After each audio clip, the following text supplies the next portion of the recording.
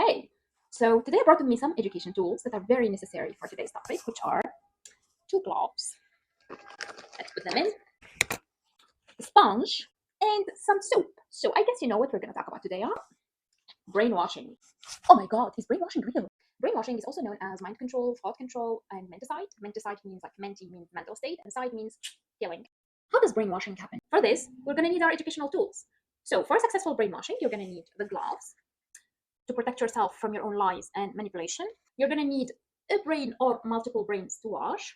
You're going to need some soap, which are the ideas that you want to transmit as clean, beautiful, and perfect. Finally, you're going to need the sponge, which is the psychological tools that you're going to use to transmit your ideas to the brains. Don't do it. It's bad and immoral and not right. And after this video, we'll be able to identify you.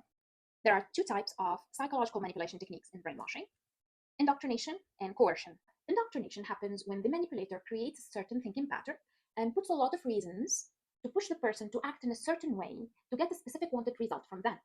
Knowing that these people, in their former lives, if they have not been put within that thinking pattern, they would have acted differently.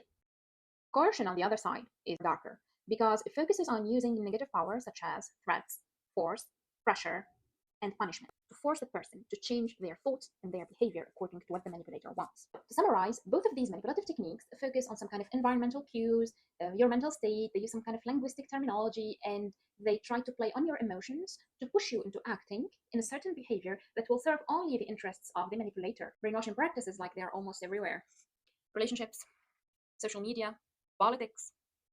But is it like true? I mean, is it like true to remove one's own consciousness and control people just like that? It is possible under the right conditions, but it is still manageable because most of people who fall into brainwashing conditions are not aware that they are brainwashed.